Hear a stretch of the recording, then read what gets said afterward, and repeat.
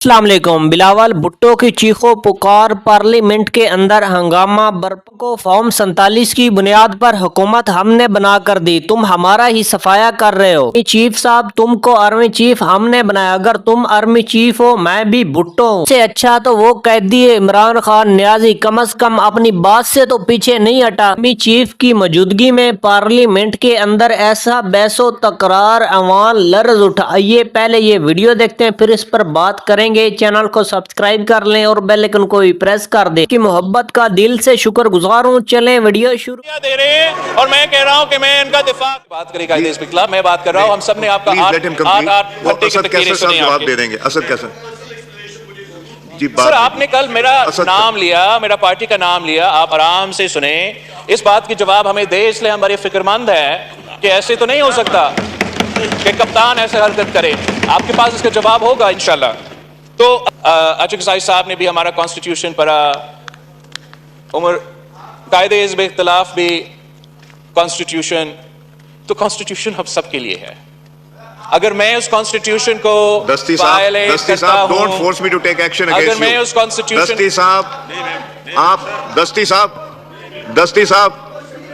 दस्ती साहब please, enough is enough now, please बस करें। माइक खोलें बिलावल साहब। जनाब स्पीकर, अगर मैं उस कॉन्स्टिट्यूशन को वायलेट करता हूं तो मुझे सजा दिलवाए, 100 दफा मुझे सजा दिलवाए। अगर कोई उस तरफ से उस कॉन्स्टिट्यूशन को वायलेट करता है तो उनको सजा दिलवाए। अगर आर्टिकल 5 के बहाने से कॉन्स्टिट्यूशन वायलेट करके अदम एतमाद के वक्त ये हाउस डिसॉल्व किया जाता है तो कॉन्स्टिट्यूशन वायलेट हुआ है। अब हम अगर ये हम पे जमहूरियत की बात करेंगे, आइन के बारे में बात करेंगे, तो मैं इतने ही कहूंगा कि who the hell are you to talk to मी।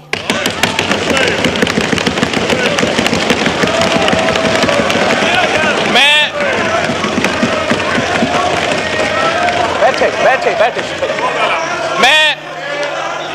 मैं उस आदमी का नवासा हूं जिसने तख्तेदार पे फांसी कबूल किया, मगर अपने असूलों पे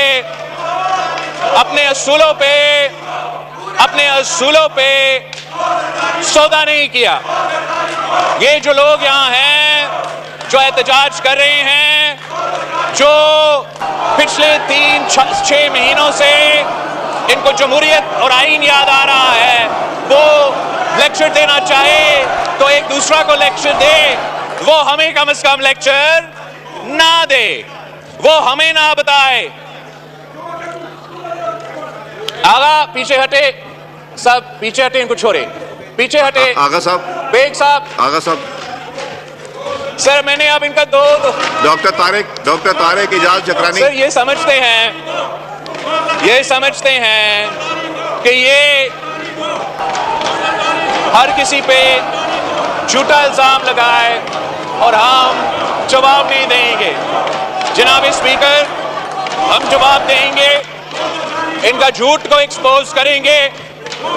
और हाँ, जब इनको कोई तकलीफ होगा, जब इनके ऊपर कोई जायज कंप्लेंट होगा, तो इनको नजर आएगा कि मैं सबसे पहले उनके साथ खड़ा होऊंगा। जब वो आइन को तोड़ेंगे, जमहूरियत के खिलाफ कोई काम करेंगे, तो सबसे पहले मैं वो आदमी होऊंगा जो उनके सामने खड़ा होऊंगा।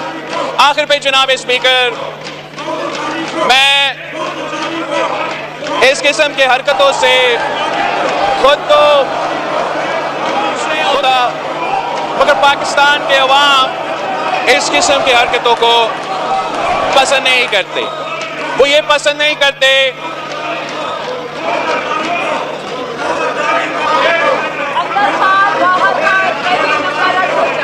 सर, ये तो बहुत जज्बाती लोग हैं, मैं क्या कहूँ। ये तो 2 घंटे से शोर मचा रहे हैं, एक ही सेंटेंस पे ये चीख उठे हैं। अब आमिर डोगर साहब, अगर आप बात करेंगे तो आमिर डोगर साहब हौसला रखे कि आप हमारा जवाब तो सुन ले। इतना भी हौसला नहीं है, बड़ा अफसोस की बात है। एनीवे जनाब स्पीकर, मेरा बात करने का मकसद ये था, मैं रिपीट करूंगा इसलिए वो पहले शोर कर रहे थे कि इनके खिलाफ अगर शहबाज शरीफ साहब की तरफ से और शहबाज शरीफ साहब की हुकूमत की तरफ से ऐसे कोई अमल उठाया जाता है जो कि गैर जमहूरी या गैर आईनी होगा, तो मैं इनका अगर ये कोई गैर आईनी और गैर जमहूरी काम करेंगे तो मैं इनके सामने खड़ा हो जाऊंगा। इस आखिरी दो बात, एक ये कि जनाब स्पीकर, जब तक अचक साहब कह रहा था उस दिन के रेजोल्यूशन पास करे कि मुदाखलत ना हो, आप जितना भी रेजोल्यूशंस पास करना चाहे आप पास करें, जब तक सियासतदान दो चीजें नहीं करते, एक, हम एक दूसरे का अगर सियासतदान इज्जत नहीं करेंगे तो कोई और हमारा इज्जत नहीं करेगा, और ना ही हमें वो उम्मीद रखना चाहिए किसी और से कि वो हमारा इज्जत करेंगे। अगर हम सियासत के दायरे में रह के सियासत नहीं करेंगे, अगर हम सियासत के दायरे में रह के सियासत नहीं करेंगे तो हम बाकी इदारे से भी ये उम्मीद ना रखें, चाहे वो हमारा इस्टेब्लिशमेंट हो, हमारा जुडिशरी हो, कि वो अपने दायरे में रह के अपने आईनी किरदार अदा करेंगे। यही वजह है कि हम सब पे, हम पे और इन कार्टून्स का फर्ज है कि हम मिल के अपना फर्ज अदा करें, इससे पहले कि हम दूसरों पे तंकीद करना शुरू कर दे। साइडलाइन करके ये बावर करते हो कि आपकी सरकार को टिकाव मिल जाएगा। अरे सरकार को ऐसा टिकाव मिलता है, क्या पार्लियामेंट इस कदर मजबूत होती है? अरे वो मर्द आहद बैठा हुआ, जिस दिन वो निकला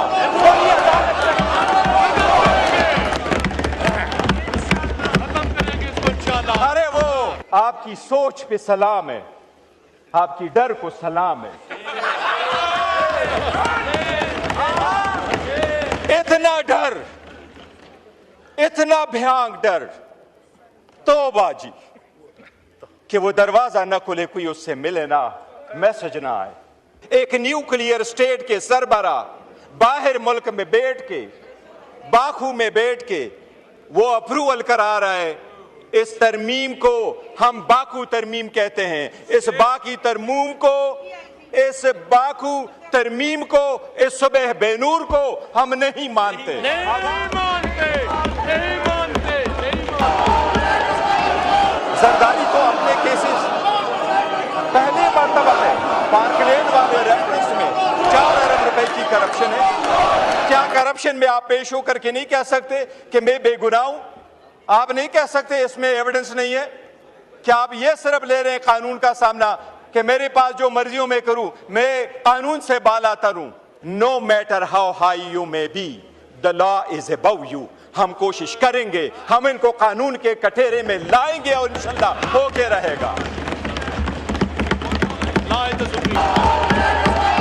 अरे क्या काम के आदमी में रहते हो? वो मर्द आहन जब आएगा, वो जो लफ्ज कहेगा वही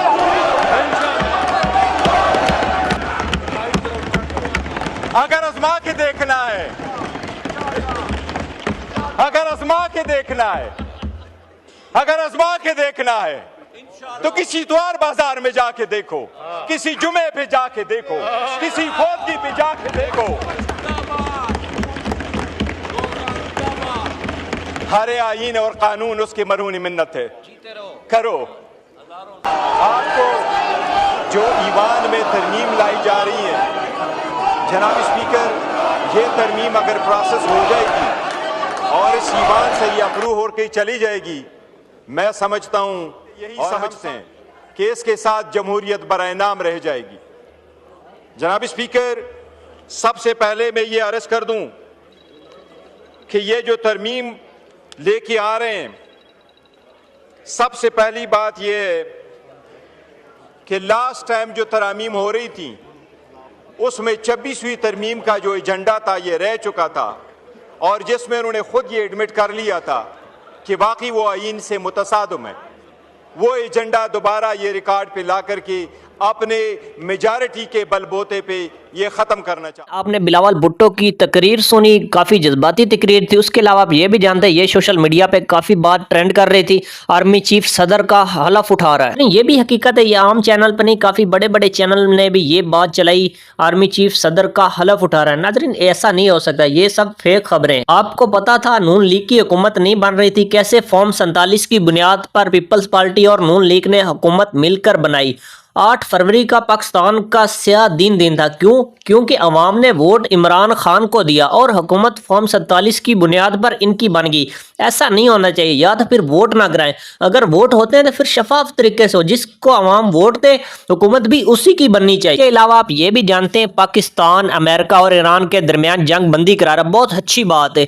जो पाकिस्तान में जंग छिड़ी हुई है उस पर मुज़ाकरात नहीं हो रहे। आपको पता है PTI और नून लीग के दरमियान काफ़ी फैसले हैं, जब तक ये फासले दूर नहीं होते पाकिस्तान तरक्की नहीं कर सकता, एक साथ नहीं चल सकता। लेकिन उधर मुज़ाकरात हो रहे, मुज़ाकरात पाकिस्तान में भी होने चाहिए, तब मसले का हल निकलेगा। ये भी हकीकत है, अच्छे बुरे लोग हर पार्टी में होते हैं, इसका ये मतलब नहीं है वो पार्टी वाले सब बुरे हैं। नाज़रीन, जैसा कि पीपल्स पार्टी में लोग कई बहुत सारे ऐसे हैं, नून लीग में भी हैं, PTI में भी है, इसका ये नहीं है सब भी लोग बुरे हैं उसमें। अलावा आप ये भी जानते हैं हमारे मुल्क में कितनी दफा मार्शल लग चुका है, कभी जनरल ज़िया आ जाता है, कभी हर इदारे को चाहिए अपनी ऐनी हदूद में रह कर काम करे। जिसका काम सियासत है वो सियासत करे, जिसका काम है सरहदों की हिफाजत करना वो हिफाजत करे। अरे सियासतदान ये भी बहुत गलत करते हैं। आपको पता है जब ये हुकूमत में होते हैं फिर वो फौज ठीक होती, फिर वो इदारे ठीक होते, जब इनकी हुकूमत गिरती है फिर उसी फौज को ये लोग टारगेट करें, उसी फौज को निशाना बनाते। ऐसा नहीं होना चाहिए। आपको इख्तलाफ है एक बंदे से करें, उसकी आड़ में पूरे इदारे को निशाना बनाना ये गलत बात। उस फौज को निशाना बनाते जो आज भी बहुत खड़ी है और हम सुकून से सो रहे हैं, ऐसा नहीं होना चाहिए। नाज़रीन इकराम, आप क्या समझते हैं? आप भी अपनी राय का इज़हार कमेंट में जरूर किया करें, आपकी राय हमारे लिए बहुत मायने रखती है। अगर वीडियो पसंद है वीडियो को लाइक कर दें, चैनल को सब्सक्राइब कर लें और बेल आइकन को भी प्रेस कर दें। हमें दीजिए इजाज़त। अल्लाह हाफिज़। पाकिस्तान हमेशा जिंदाबाद।